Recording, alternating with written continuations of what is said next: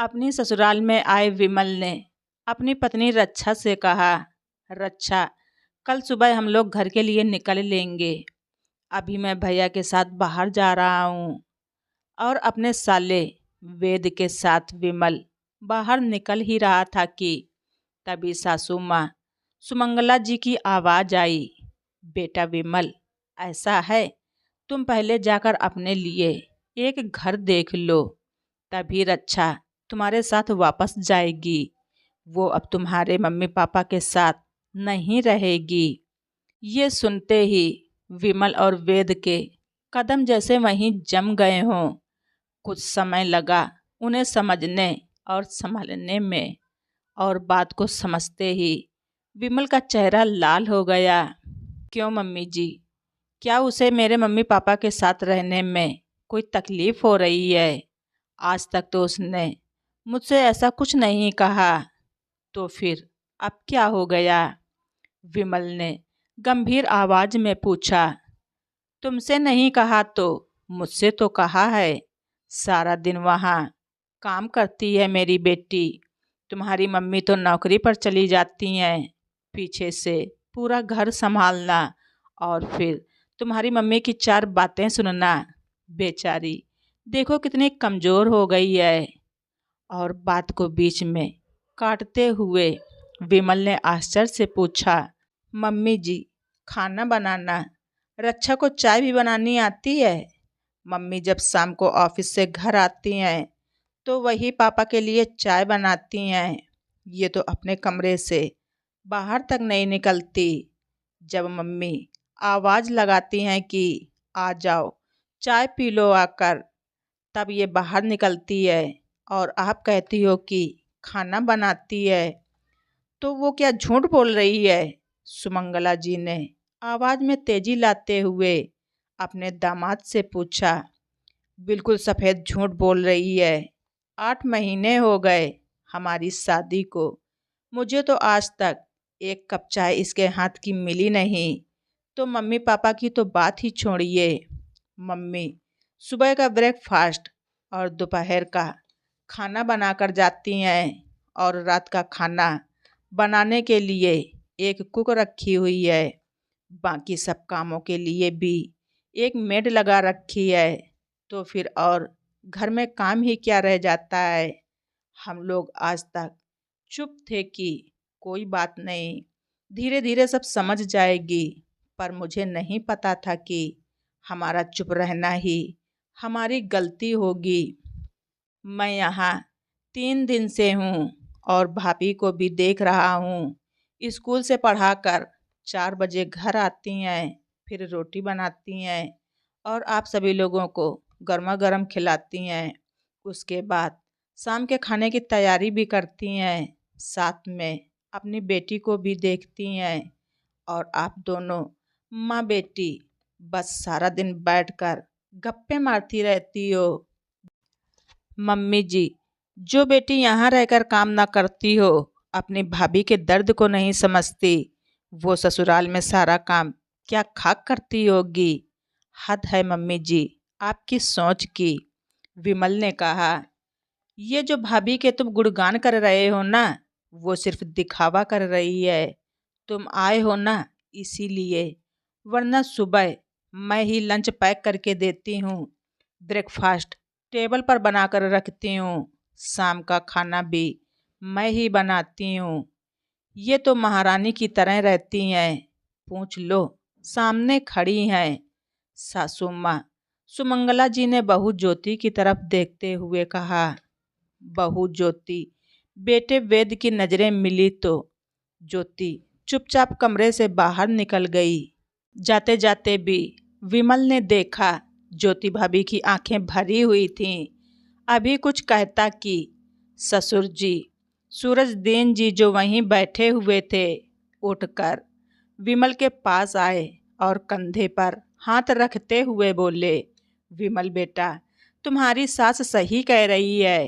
तुम पहले घर देख लो, पर एक नहीं 2 घर देखना। अब वेद और ज्योति भी अलग ही रहेंगे। रक्षा बेचारी इतना काम करती है कि थक जाती है, और ज्योति कुछ काम नहीं करती तो तुम्हारी सास थक जाती हैं काम करते करते। इससे तो अच्छा है ज्योति और वेद भी अलग ही रहने लगें, तो तुम्हारी सास को भी आराम मिल जाएगा और रक्षा को भी आराम हो जाएगा। सिर्फ 2 लोगों का ही तो काम करना पड़ेगा। क्यों, मैं ठीक कह रहा हूँ ना सुमंगला? सुमंगला जी के चेहरे पर पसीना आने लगा। अपना पासा उल्टा पड़ता देखकर उन्हें बिल्कुल भी उम्मीद नहीं थी कि सारी जिंदगी चुप रहने वाले उनके पति आज इतना बोल जाएंगे कि इतनी बड़ी बात बोल देंगे, वो भी दामाद जी के सामने। आप तो चुप ही रहिए, सुमंगला जी ने गुस्से से अभी इतना ही कहा था कि सूरजदीन जी गंभीर आवाज में बोल पड़े, क्यों क्यों चुप रहूं मैं? इतने सालों से इस घर की शांति के लिए चुप ही रहा, पर तुमने तो चुप रहना सीखा ही नहीं। मैं कुछ कहता तो उससे पहले इस घर में तूफान आ जाता। मेरी माँ तक को तो तुमने बख्शा नहीं।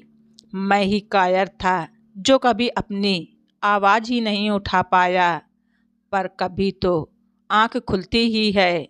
तुमने अपनी बातों से अपनी बेटी के दिमाग में भी जहर भर दिया है, उसे भी अपने जैसा बना लिया है। खुद गर्ज, कमज़ोर, कामचोर, खुद तो जिंदगी भर कुछ किया नहीं, सिर्फ दूसरों पर हावी होती रही हो। चाहे वो मेरी माँ हो, तुम्हारी बहू और अब दामाद। क्या संस्कार दिए हैं तुमने अपनी बेटी को? तुम क्या समझती हो मुझे कुछ पता नहीं? मैं कुछ जानता नहीं कि तुम दोनों माँ बेटी घंटों घंटों फ़ोन पर क्या बातें करती हो। कितना समझाता था कि बेटी के कान मत भरो, उसका घर मत बर्बाद करो, उसे बचने दो, पर तुम चिल्ला चिल्ला कर घर को सर पर उठा लेती थी। लेकिन अब नहीं, रक्षा को तो वहीं रहना पड़ेगा, मिलजुल कर सबके साथ, और काम भी करना पड़ेगा, वरना ये सोच लो वेद और ज्योति भी अलग ही रहेंगे। और अब मैं भी उनके साथ जाऊंगा और तुम माँ बेटी यहीं रहना अपने हिसाब से। वो तो तुम्हारी बहुत संस्कारी परिवार से आई है, सब कुछ सहती है, पर तुमने क्या संस्कार दिए हैं अपने बेटी को? जैसी खुद हो वैसा उसे भी बना रही हो। आपको पता है आप बोल क्या रहे हो? अलग तो विमल को होना ही पड़ेगा, वरना आप समझ लो मैं क्या कर सकती हूँ। सुमंगला जी के तुरुप के इक्के को फेंकने की कोशिश को नाकाम करते हुए सूरजदीन जी ने जोर से चिल्लाकर कहा, क्या करोगी?